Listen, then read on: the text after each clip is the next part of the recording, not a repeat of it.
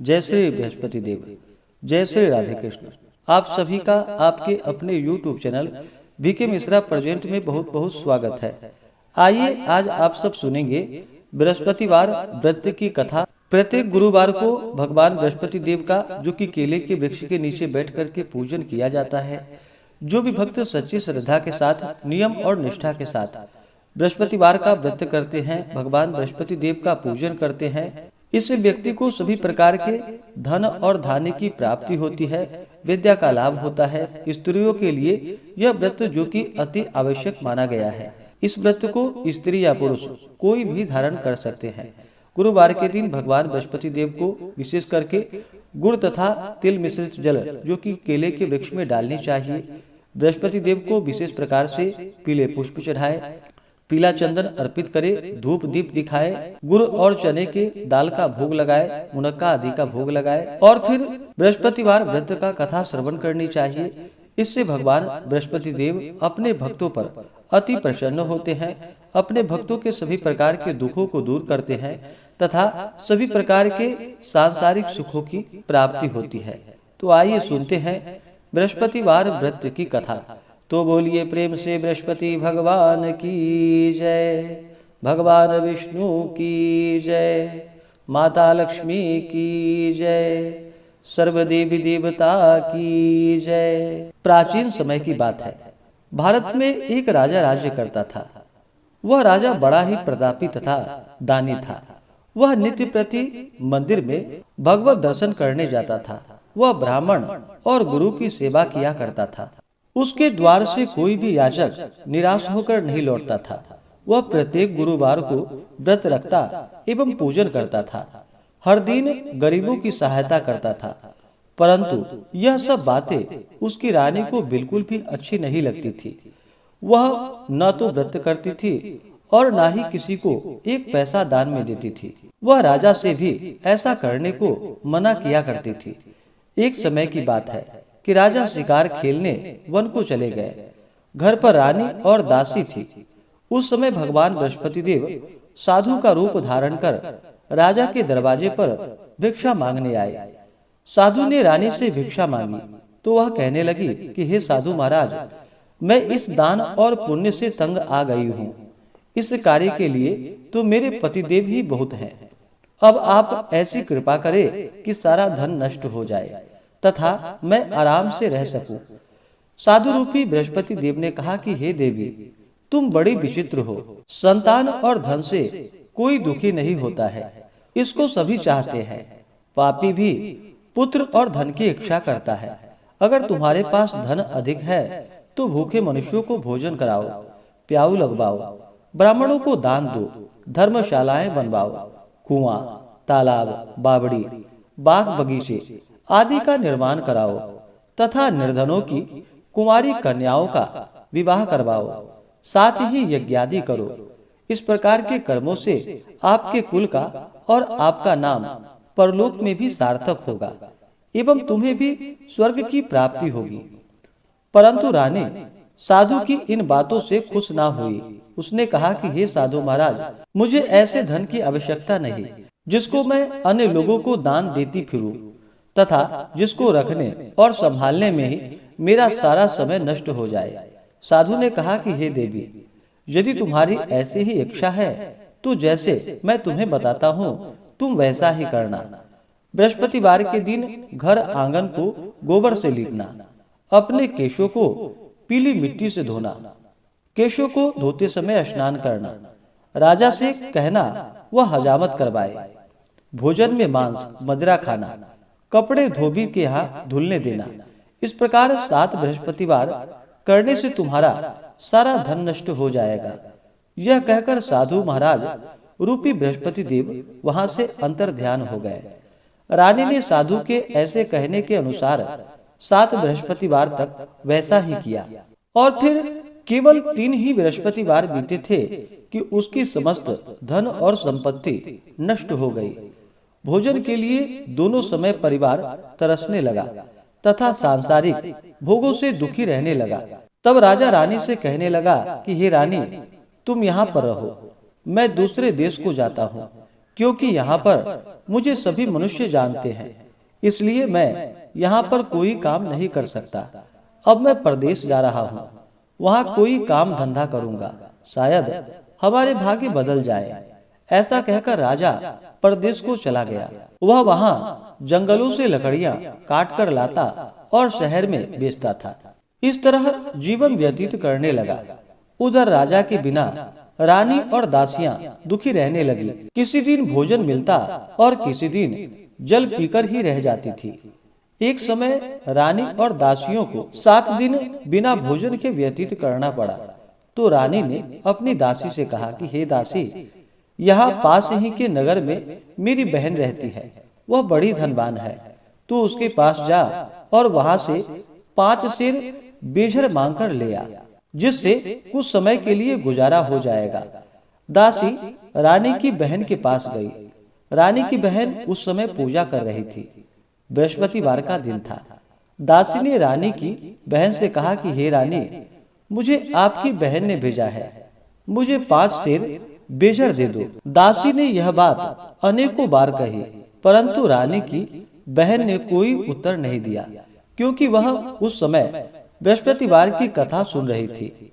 जब दासी को रानी की बहन से कोई उत्तर ना मिला तो वह बहुत दुखी हुई। उसे क्रोध भी आया। वह लौटकर रानी से जाकर बोली कि हे रानी, आपकी बहन बहुत ही घमंडी है, वह छोटे लोगों से बात भी नहीं करती। मैंने उससे कहा तो उसने कोई उत्तर नहीं दिया। मैं वापस चली आई। रानी बोली कि हे दासी, इसमें उसका कोई दोष नहीं है। जब बुरे दिन आते हैं तब कोई सहारा नहीं देता। अच्छे बुरे का पता विपत्ति में ही लगता है। जो ईश्वर की इच्छा होगी वही होगा। यह सब हमारे भाग्य का दोष है। उधर रानी की बहन ने सोचा कि मेरी बहन की दासी आई थी, परंतु मैं उससे नहीं बोली, इससे वह बहुत दुखी हुई होगी। अतः कथा सुनकर और विष्णु भगवान का पूजन समाप्त कर वह अपनी बहन के घर आई और कहने लगी कि हे बहन, मैं बृहस्पतिवार का व्रत कर रही थी। तुम्हारी दासी हमारे घर गई थी, परंतु जब तक कथा होती है तब तक हम लोग ना ही उठते हैं और ना ही बोलते हैं, इसलिए मैं नहीं बोली। कहो, दासी क्यों गई थी? रानी बोली कि बहन, हमारे घर अनाज नहीं था। वैसे तुमसे कोई बात छिपी नहीं है, इस कारण मैंने दासी को तुम्हारे पास 5 सेर बेझर लेने के लिए भेजा था। रानी की बहन बोली कि बहन देखो, बृहस्पति भगवान सबकी मनोकामनाएं पूर्ण करते हैं। देखो, शायद तुम्हारे घर में ही अनाज रखा हो। यह सुनकर दासी घर के अंदर गई तो वहां उसे एक घड़ा जो कि बेझर से भरा हुआ मिला। उसे बड़ी हैरानी हुई, क्योंकि उसने एक एक बर्तन देख लिए थे। उसने बाहर आकर रानी को बतलाया। दासी अपनी रानी से कहने लगी कि हे रानी, देखो, वैसे हमको जब अन्न नहीं मिलता तो हम रोज ही व्रत करते हैं। अगर इसने इस व्रत की विधि और कथा पूछ ली जाए तो उसे हम भी कर लिया करेंगे। दासी के कहने पर रानी ने अपनी बहन से बृहस्पतिवार व्रत के बारे में पूछा। उसकी बहन ने बतलाया, हे बहन, बृहस्पतिवार को सूर्योदय से पहले उठकर स्नान करके बृहस्पतिवार का व्रत करना चाहिए, लेकिन उस दिन सिर नहीं धोनी चाहिए। बृहस्पतिवार के व्रत में चने की दाल और मुनक्कों से विष्णु भगवान की केले के वृक्ष की जड़ के नीचे बैठ करके पूजा करनी चाहिए तथा दीपक जलावे। उस दिन एक ही समय भोजन करे। भोजन पीले खाद्य पदार्थों का करे तथा कथा सुने। इस प्रकार करने से गुरु भगवान प्रसन्न होते हैं, अन्न, पुत्र, धन देते हैं। इस तरह व्रत और पूजन की विधि बतलाकर रानी की बहन अपने घर को चली गई। रानी और दासी दोनों ने निश्चय किया कि वे बृहस्पति देव भगवान का पूजन जरूर करेंगी। 7 दिन बाद जब बृहस्पतिवार आया तो उन्होंने व्रत रखा। घुड़साल में जाकर चना और गुड़ बीन लाई तथा उसकी दाल से केले की जड़ में विष्णु भगवान का पूजन किया। अब भोजन कहाँ से आए? दोनों बड़ी दुखी हुई, परंतु उन्होंने व्रत किया। इस कारण बृहस्पति देव प्रसन्न हो गए। वे एक साधारण व्यक्ति के रूप में 2 थालों में सुंदर पीला भोजन लेकर आए और दासी को देकर बोले कि हे दासी, यह भोजन तुम्हारे और रानी के लिए है, तुम दोनों करना। दासी भोजन पाकर बड़ी प्रसन्न हुई और रानी से जाकर बोली कि रानी जी, भोजन कर लो। रानी को भोजन आने के बारे में कुछ पता नहीं था, इसलिए वह दासी से बोली कि जा, तू ही भोजन कर, तू हमारी व्यर्थ ही हंसी उड़ाती है। दासी बोली, एक व्यक्ति अभी भोजन देकर गया है। रानी कहने लगी, वह भोजन तेरे लिए ही दे गया होगा, तू ही भोजन कर ले।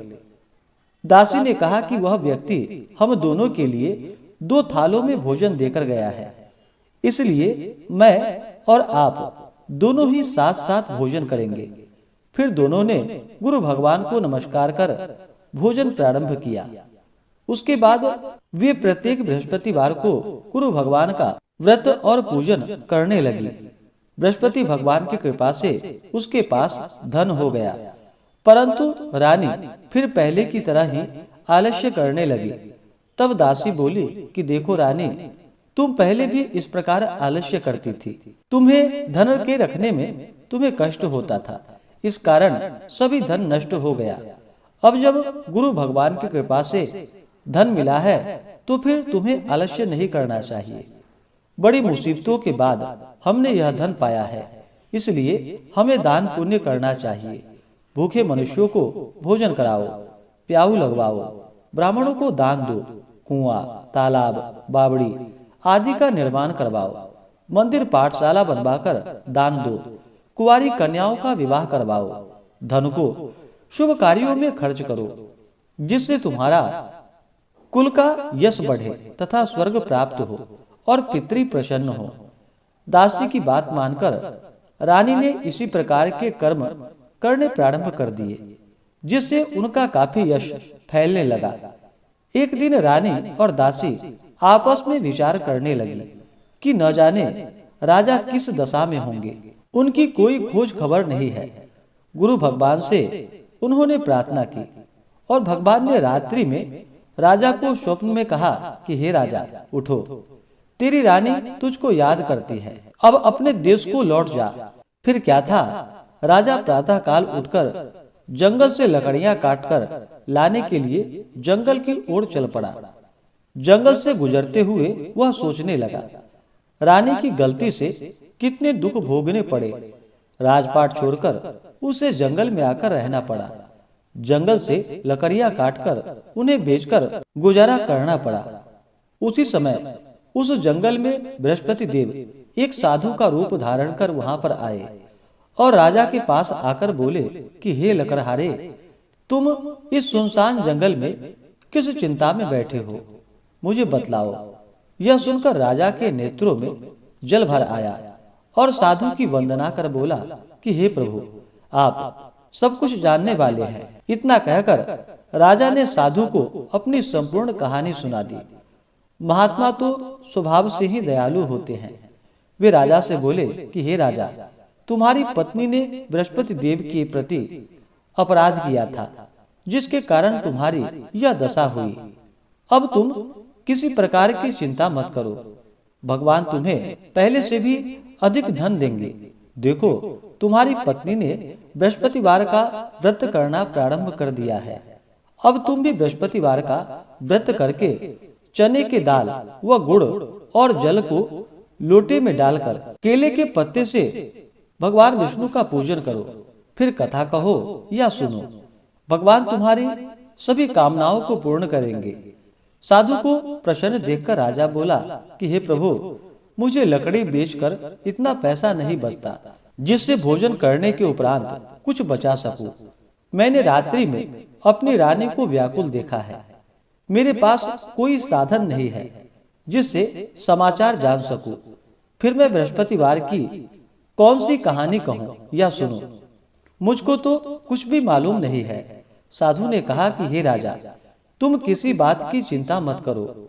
बृहस्पतिवार के दिन तुम रोजाना की तरह लकड़ियां लेकर शहर में जाओ। तुम्हें रोज से 2 गुना धन प्राप्त होगा, जिससे तुम भली भांति भोजन कर लोगे तथा बृहस्पति देव की पूजा का सामान भी आ जाएगा। अब सुनते हैं बृहस्पतिवार व्रत की कथा। प्राचीन काल में एक बहुत ही निर्धन ब्राह्मण था। उसकी कोई संतान ना थी। वह नित्य पूजा पाठ करता, परंतु उसकी स्त्री बहुत मलिनता के साथ रहती थी। वह ना ही स्नान करती थी और न किसी देवता का पूजन करती थी। प्रातः काल उठते ही सर्वप्रथम भोजन करती, बाद में कोई अन्य कार्य करती। ब्राह्मण देवता बहुत दुखी रहते थे। पत्नी को बहुत समझाते, किंतु उसका कोई परिणाम ना निकलता। भगवान की अनुकंपा से एक समय उस ब्राह्मण की पत्नी गर्भवती हुई और 10वें महीने में एक सुंदर कन्या को जन्म दिया। निर्धन ब्राह्मण कन्या के जन्म से बहुत दुखी हुआ। धीरे धीरे ब्राह्मण की कन्या बड़ी होने लगी। बचपन से ही उस कन्या की रुचि भगवान विष्णु की पूजा में थी। वह प्रातः उठते ही स्नान आदि करके भगवान विष्णु का पूजन करने मंदिर में जाती थी। बृहस्पतिवार को व्रत करके विधिवत पूजा पाठ करती थी। पूजा पाठ के बाद वह पढ़ने के लिए पाठशाला में चली जाती थी। घर से चलते हुए वह मुट्ठी भर जौ साथ लेकर जाती थी और पाठशाला के रास्ते में थोड़े थोड़े जौ गिराती हुई जाती थी। जब वह पाठशाला से घर लौटती तो जौ के वह दाने जो कि सोने में बदले हुए उसको मिलते। लड़की सभी सोने के दाने बीन लाती थी। एक दिन जब वह सोने के दानों को साफ कर रही थी तो उसकी माँ ने कहा, बेटी, सोने के दाने साफ करने के लिए सोने का सूप भी तो होना चाहिए। अगले दिन बृहस्पतिवार था।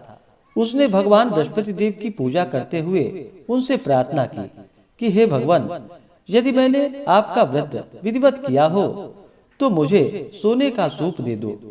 भगवान बृहस्पति देव ने उसकी मनोकामना पूरी करने का वचन दिया। पाठशाला से लौटते समय उसे रास्ते में सोने का सूप पड़ा हुआ मिला। घर लौटकर सोने का सूप अपनी माँ को दिखाकर वह सोने के दाने साफ करने लगी। उसी समय नगर का राजकुमार उसके घर के पास से गुजरा। उस सुंदर लड़की को सोने के सूप में जौ साफ करते हुए देखकर राजकुमार उस पर मोहित हो गया। महल में लौटकर राजकुमार ने राजा से उस लड़की से विवाह करने की इच्छा प्रकट की। तो राजा ने ब्राह्मण को महल में बुलाकर राजकुमार से लड़की की विवाह की बात कही। ब्राह्मण तैयार हो गया और फिर धूमधाम से उस लड़की का विवाह राजकुमार से हो गया। दुल्हन बनकर ब्राह्मण की लड़की महल में चली गई। लड़की के चले जाने से ब्राह्मण फिर निर्धन हो गया। उसे कई कई दिन भोजन भी नहीं मिलता था। बहुत दुखी होकर ब्राह्मण एक दिन अपनी लड़की के पास गया। अपने पिता से निर्धनता का समाचार सुनकर उसे बहुत सा धन देकर पिता को विदा किया। उस धन से ब्राह्मण के कुछ दिन तो आराम से गुजर गए, लेकिन जल्दी ही फिर भूखे मरने की हालत हो गई। ब्राह्मण अपनी लड़की से धन लेने के लिए फिर महल में पहुंचा। लड़की ने पिता की बुरी हालात देखकर कहा, पिताजी, आखिर आप कब तक मुझसे धन लेकर जीवन यापन करेंगे? आप कोई एक उपाय क्यों नहीं करते जिससे आपका घर धन संपत्ति से भर जाए?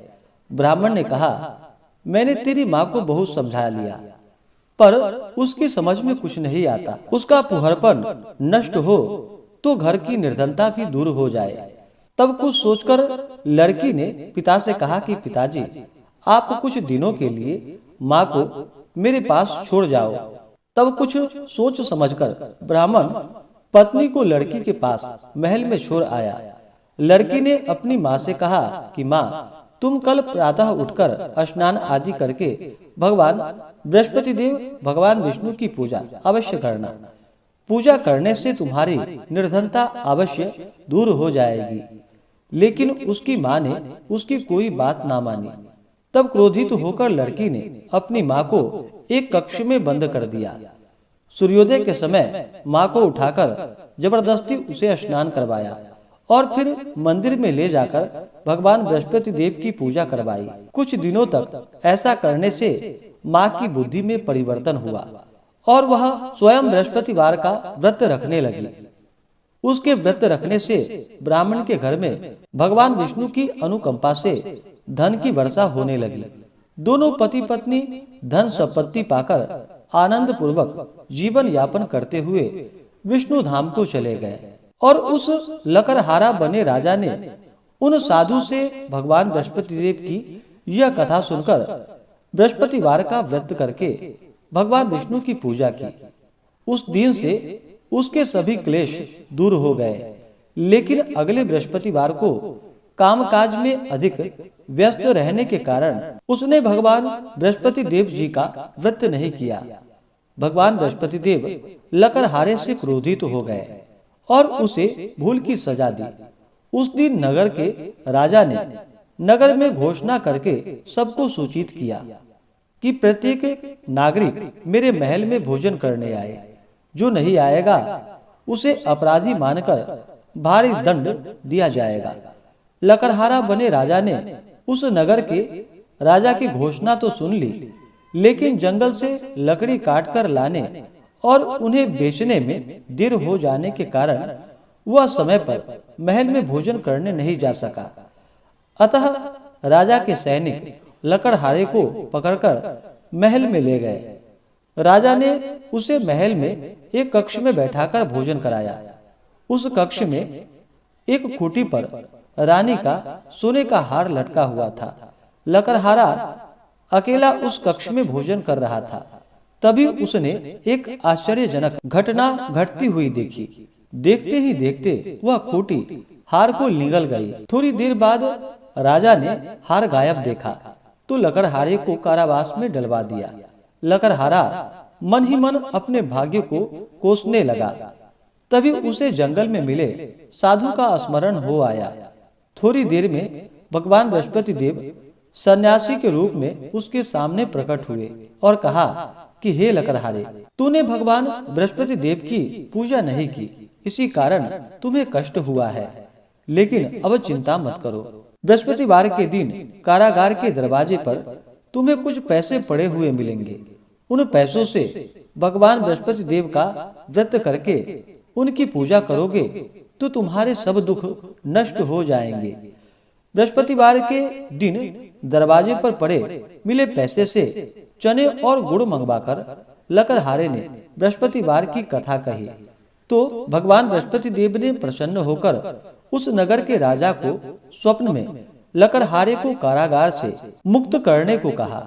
सुबह राजा ने अपने कक्ष में आकर देखा तो खूंटी पर रानी का हार टंगा हुआ पाया। राजा ने लकड़हारे को मुक्त कर दिया और उसे धन और आभूषण आदि देकर विदा किया। लकड़हारा बना राजा उस नगर से चलकर अपने नगर में पहुंचा तो उस नगर में कुएं, धर्मशालाएं, बाग बगीचे देखकर बहुत प्रसन्न हुआ। राजा ने किसी से पूछा कि ये कुएं, धर्मशालाएं किसने बनवाई है। सबने उसे बतलाया कि ये सब रानी और उसकी दासी ने बनवाए हैं। राजा महल में पहुंचा तो रानी ने उसका भव्य स्वागत किया। तब राजा ने निश्चय किया कि सप्ताह में एक बार तो सभी बृहस्पतिवार का व्रत तथा पूजन करते हैं, परंतु मैं प्रतिदिन व्रत किया करूंगा तथा दिन में 3 बार कथा कहूंगा। अब राजा हर समय दोशाले में चने की दाल बांधे रहता तथा दिन में 3 बार बृहस्पति देव की कथा कहता। कुछ दिनों के बाद राजा को अपनी बहन की याद आई।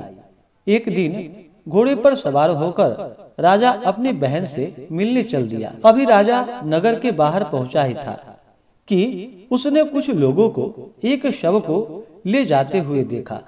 राजा को स्मरण हो आया कि आज उसने किसी को बृहस्पतिवार व्रत की कथा नहीं सुनाई है। राजा ने उन लोगों को रोककर कहा कि भाइयों, आप शव को ले जाने से पहले मुझसे बृहस्पतिवार की कथा सुन लो। लोगों ने राजा पर क्रोधित होते हुए कहा कि तुम पागल तो नहीं हो। लेकिन कुछ बड़े बूढ़े लोगों ने कहा, अच्छा भाई, साथ में चलते चलते तुम अपनी कथा भी सुना लो। राजा ने चलते हुए आधी कथा ही सुनाई थी कि शव हिलने लगा। राजा के पूरी कथा सुनाते ही शव उठकर बैठ गया। लोगों ने हैरानी से दांतों तले उंगलियां दबा ली और अगले बृहस्पतिवार से भगवान बृहस्पति देव का व्रत करने व कथा सुनने का निश्चय कर लिया। अब घोड़े पर सवार राजा चलते हुए एक किसान के पास पहुंचा। किसान अपने खेत में हल चला रहा था। राजा ने कहा कि अरे भाई, मुझसे बृहस्पतिवार की कथा सुन लो। किसान झुंझलाकर बोला, अरे भाई, तुम देख नहीं रहे, जितनी देर तक तुम्हारी कथा सुनूंगा उतनी देर में तो पूरे खेत में हल चला लूंगा। राजा निराश होकर चलने लगा। तभी किसान के बैल लड़खड़ाकर जमीन पर जा गिरे। किसान के पेट में भी जोरों का दर्द होने लगा। उस किसान की पत्नी जब खाना लेकर आई तो उसने किसान से इस बारे में पूछा। किसान ने घुड़सवार की पूरी कहानी सुनाई। किसान की पत्नी दौड़ती हुई राजा के पास पहुंचकर हाथ जोड़कर बोली कि भैया, मैं तुम्हारी कथा सुनने को तैयार हूँ। राजा ने उसके साथ खेत पर पहुंचकर बृहस्पतिवार की कथा सुनाई। तभी बैल उठकर खड़े हो गए। किसान के पेट का दर्द भी तुरंत ही ठीक हो गया। राजा अपनी बहन के घर पहुंचा तो उसकी बहुत आवभगत हुई। अगले दिन सुबह उठकर राजा ने देखा घर के सभी लोग भोजन कर रहे हैं। किसी भूखे को बृहस्पतिवार की कथा सुनाए बिना राजा भोजन नहीं करता था। उसने बहन से कहा कि बहन, क्या घर में कोई ऐसा व्यक्ति है जिसने अभी तक भोजन ना किया हो? उसकी बहन बोली, भैया, हमारे घर में तो क्या, आपको पूरे नगर में कोई ऐसा व्यक्ति नहीं मिलेगा जिसने सुबह सुबह भोजन नहीं किया हो। तब राजा ने बहन के घर से निकलकर उस नगर में बिना भोजन किए व्यक्ति की तलाश की। एक गरड़िए के घर में उसका बेटा बीमार होने के कारण भूखा रह गया था। राजा ने उसको जाकर बृहस्पतिवार की कथा सुनाई। कथा सुनते सुनते गरड़िए का बीमार बेटा बिल्कुल ठीक हो गया। सबने राजा की बहुत प्रशंसा की। एक दिन राजा ने अपनी बहन से कहा, बहन, अब हम अपने घर जाना चाहते हैं, तुम भी हमारे साथ चलो, कुछ दिन वहां रहकर लौट आना। राजा की बहन ने अपनी सास से पूछा तो सास ने ताने देते हुए कहा, बहू, मायके जाना हो तो अकेली जाना, मेरे पोते को नहीं ले जाना। तुम्हारे भाई के कोई संतान नहीं है, कहीं तुम्हारी भाभी मेरे पोते पर कोई जादू टोना न कर दे। दूसरे कक्ष में बहन की सास की बातें सुनकर राजा दुखी मन से अकेले ही अपने घर को लौट गया। रानी ने राजा से कहा, आप तो अपनी बहन को साथ लाने की बात कहकर गए थे, फिर बहन को साथ क्यों नहीं लाए? तब राजा ने दुखी होते हुए कहा, रानी, हम निसंतान हैं, इसलिए कोई हमारे घर आना पसंद नहीं करता है। रानी ने राजा को समझाया कि हे प्राणनाथ, हमें बृहस्पति देव ने सब कुछ दिया है, अब भगवान बृहस्पति देव हमें संतान भी अवश्य देंगे। बृहस्पतिवार को विधिवत व्रत करते हुए राजा रानी ने भगवान बृहस्पति देव से संतान के लिए प्रार्थना की। कुछ दिनों के बाद उन्होंने स्वप्न में दर्शन देते हुए कहा, हे राजन, तेरी मनोकामना अवश्य पूरी होगी। एक सप्ताह बाद ही रानी गर्भवती हो गई। 10वें महीने में रानी ने एक सुंदर पुत्र को जन्म दिया। राजा रानी जीवन पर्यंत बृहस्पतिवार का व्रत करते रहे। उनके घर में धन की वर्षा होती रही। इस तरह आनंद पूर्वक जीवन यापन करते हुए राजा रानी भगवान बृहस्पति देव की अनुकंपा से मोक्ष को प्राप्त करके सीधे वैकुंठ धाम को पहुंच गए। बृहस्पतिवार को विधिवत व्रत करके जो स्त्री पुरुष भगवान बृहस्पति देव की पूजा करते हैं तो भगवान उनकी सभी मनोकामनाएं अवश्य ही पूर्ण करते हैं। तो बोलिए प्रेम से भगवान बृहस्पति देव की जय, भगवान विष्णु की जय, माता लक्ष्मी की जय, सर्वदेवी देवता की जय। इसी प्रकार से ज्ञानवर्धक जानकारियाँ प्राप्त करते रहने के लिए, कथा को सुनने के लिए, व्रत पूजा के बारे में जानने के लिए चैनल पे अगर आप नए हैं तो चैनल को लाल बटन दबा करके सब्सक्राइब करें, साथ में बेल आइकन घंटी को दबाएं ताकि वीडियो का नोटिफिकेशन आपको समय से मिलता रहे।